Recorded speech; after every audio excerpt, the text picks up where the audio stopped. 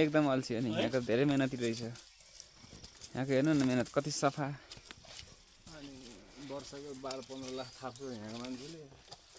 तरकारीबाट हैन त हुँदैन धान रोपेर के गर्नु हुँदैन भनिन्छ कति मान्छेहरूले हैन त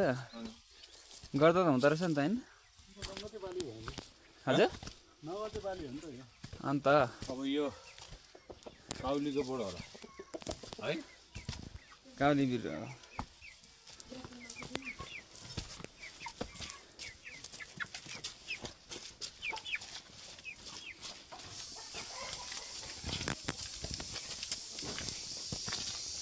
मलाई ठ्याक्क कस्तो अब यो पखाला निस्किनु होला क्या यो मलाई नि पठाउनुहोस्